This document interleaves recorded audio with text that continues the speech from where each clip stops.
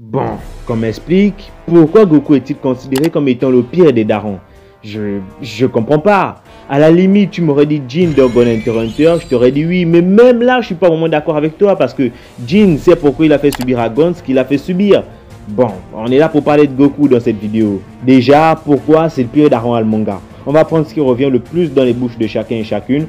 Premièrement, c'est le fait qu'il ne soit jamais là pour sa famille et ses amis et ses enfants.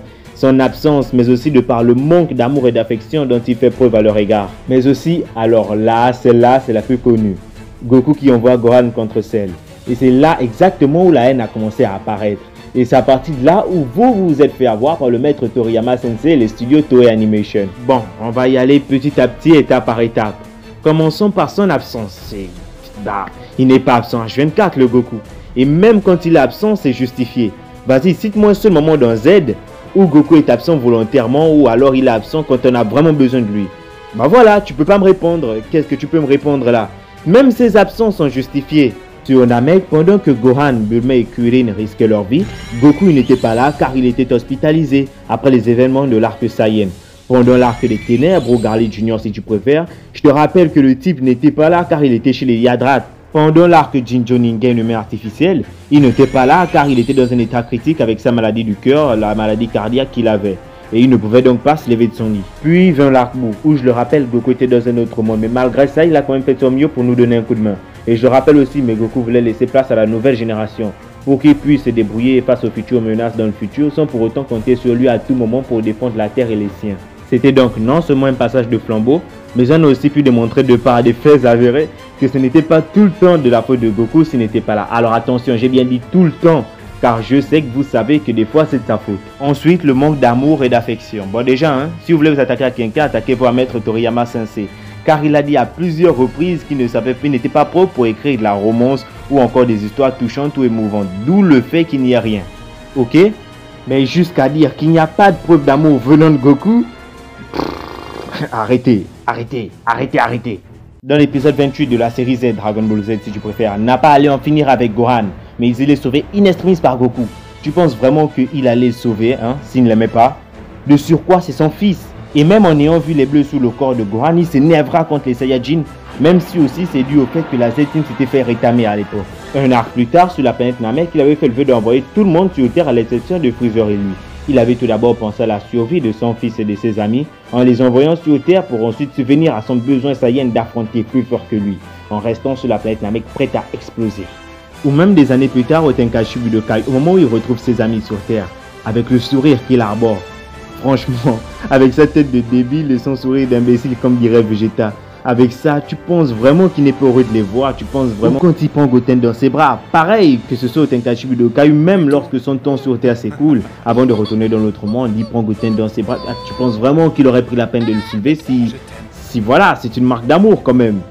Ensuite, voilà le gros morceau du plat. Goku qui envoie Gohan contre Cell. C'est là où sa réputation de mauvais daron a frappé. Cell organise le Seigen. Goku est le premier combattant.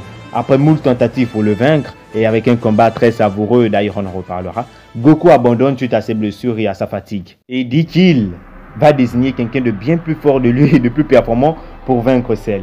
Alors même que tout le monde était stupéfait vis-à-vis de leur face-à-face dantesque. Putain, mais tu te dis que mais qu'est-ce qu'il va faire là? Qu'est-ce qu'il y a? Et dans la foulée, Goku annonce le prochain candidat. L'heure de la revanche a sonné. Son Gohan! Gohan se va donc en disant « Je vais essayer, papa ». Au début du combat, tu dis « Ouais, Gohan il gère ». Mais juste après, il se fait rouster de coups et martyrisé par Cell. Point 1. Point 2, le fait que Piccolo et toutes les autres personnes ne cessent de dire à Goku que c'était une mauvaise idée d'envoyer Gohan sur le champ de bataille. Oui, effectivement, il est fort, peut-être même c'est le plus puissant d'entre nous.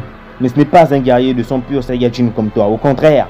Et au même moment où Piccolo est en train de nous sortir ses paroles, on nous démontre un Gohan en train de se faire rouer de coups par Cell. Point 3, Goku commence à avoir de doutes et se demande si finalement c'est une bonne idée. De plus, lui avait une idée bien précise, mais Gohan n'en savait rien. Suivi du point 4 avec celle qui ne cesse également de dire à Gohan, c'est ton père qui t'a envoyé à la mort. Il t'a condamné, il a creusé ta tombe. Et c'est sur ces 4 points-là que le maître Toriyama Sensei vous a eu, il s'est joué de vous. Car oui, maître Toriyama Sensei et Goku étaient les seuls à connaître le vrai potentiel de Gohan. Et c'est pour ça qu'ils l'ont envoyé au front. Et c'est ce que je trouve génial avec Gohan et CJ2. C'est parce que le truc nous avait été teasé depuis le départ. Depuis le tout premier arc avec Raditz, puis l'arc Saiyan, puis l'arc Frieza, puis l'arc Jinchuriki, et là c'était devant le grand jour. Ça nous avait été teasé depuis le départ qu'à chaque fois que Gohan s'énervait et se mettait vraiment en colère, il pouvait faire preuve d'une puissance inimaginable en fonction de son état de colère. Là ça nous a été démontré et c'est ce qui est génial et que je trouve extraordinaire avec Gohan et CJ2.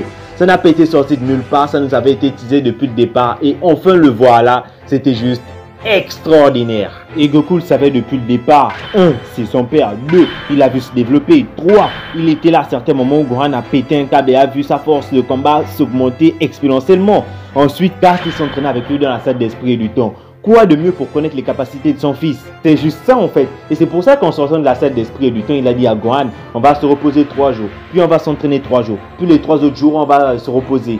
Voilà, c'est pour ça que Goku était si détendu, parce qu'il savait à quoi s'attendre avec la puissance de son fils Gohan. Il savait à quoi s'attendre, c'est pour ça qu'il était si détendu et que tout le monde, même nous à l'époque, on ne comprenait pas, on disait mais qu'est-ce qui va pas avec Goku?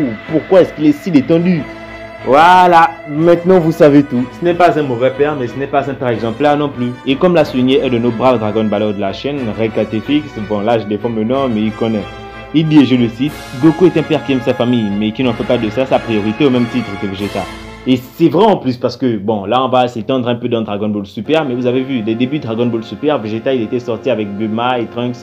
Et voilà, bon, tu sens quand même que Vegeta il est un peu plus vers sa famille. Et même des fois, hein, pour dissuader Vegeta à fusionner ou à d'autres choses du genre, il dit toujours, ouais mais si on fait pas ça, Bulma elle va comme ça, Trunks truc. Et Vegeta au final, voilà, mais Goku tu fais ça, je sais pas. Ah. Bref. Vous avez un peu compris l'idée. Je pense qu'on a fait le tour de la vidéo. Si vous l'avez apprécié, n'hésitez pas à vous abonner tout en activant la cloche pour toutes les futures notifications. Car les prochaines vidéos qui arriveront sur la chaîne risquent de vous plaire. Bref, tchuss, de tout le corona.